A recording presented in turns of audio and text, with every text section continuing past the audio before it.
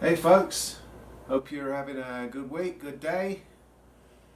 Hopefully it's a musical day of some sort. So I'm holding this monoprice Indio Tele style guitar for a reason for this video.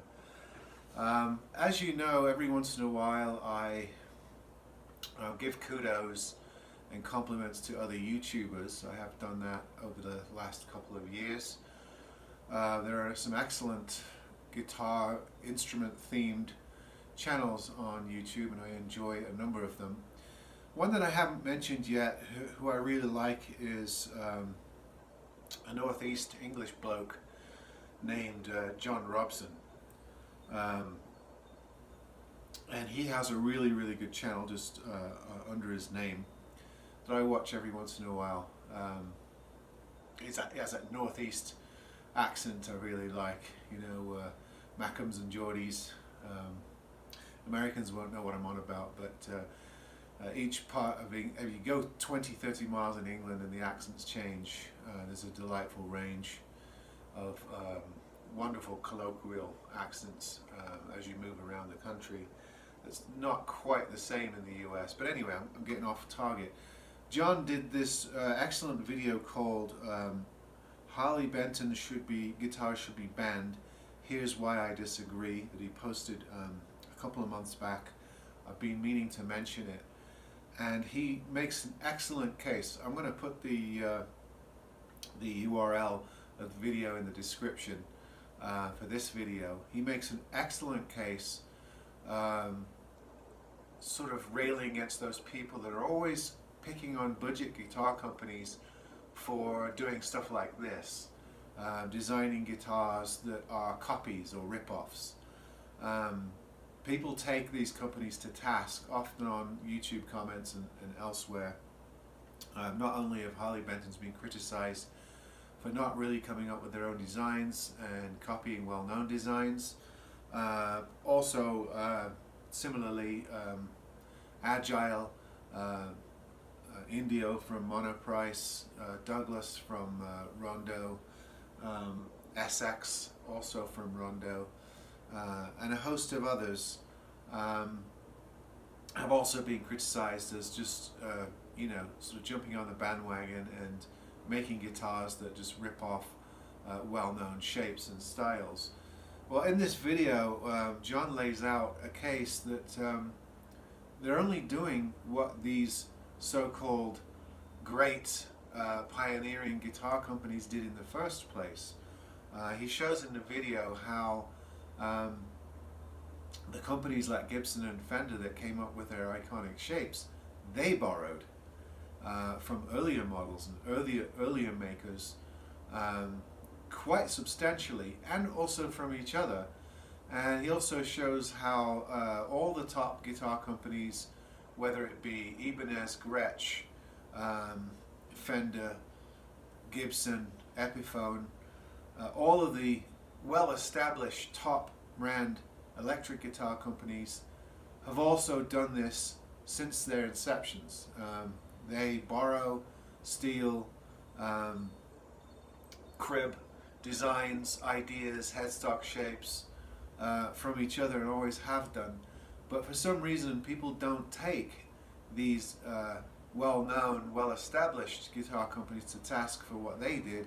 They like to pick on the little budget Chinese makers of today. It's really a double standard that really, I'm glad John pointed it out with such an excellent video in which he shows demonstrations. It's a really well done video. He shows demonstrations of how all guitar companies have done this, do this, continue to do it. Even the boutique guitar companies or the higher end guitar companies like Sir do it as well. So it's really hypocritical to only pick on the little small budget guitar companies that are doing it, because they're not the only ones. And it's interesting that Gibson have just about sued every other guitar company, but they are also guilty of doing it themselves. A lot of their iconic models, either solid top guitars or hollow body guitars have borrowed from earlier ideas and earlier pioneers in the guitar making field. So, you know, what they've sued other companies for, they have in the past at times been guilty of doing themselves. I think this is a good point to make, because I think there's a lot of discrimination in the guitar community, particularly with the old-time blokes, you know, who think there are only 4 or 5 decent guitar makers in the world. There's a lot of discrimination against new import companies that are coming in, doing stuff like this, you know, at a good price that people can afford. And of course they get bashed on the head for copying, for diluting, for watering down a great design and trivializing it by making it a $200 or $300 guitar. I hear this kind of bias all the time from people as I work with guitarists and musicians, and I don't think they're quite clued in on exactly how all this stuff works. You go back to the early 15th and 16th century violin makers, they did the same thing. One person comes up with a good design of a part of the instrument, a scientific solution to a problem, a tonal problem or something like that, and all of a sudden all the top makers are doing it. They're all borrowing, they're all modifying. This is the way that the industry works. It's always worked like this. So if you're going to bash, you know, companies like India or Monoprice, Harley Benton, you're just not really aware of the tradition of guitar and instrument making across the last couple of years. I just wanted to point this video out because I thought it was excellent, really well done, you know, with some great illustrations of what he's talking about. So he's not just talking like I am, he's actually showing diagrams and designs of guitars to illustrate his point. And, you know, it's kind of similar to what I've been saying on this channel over the last couple of years, railing against the you know, sort of the bias and the misinformation that just seems to linger in guitar communities, and I just think people need to update their opinions a bit.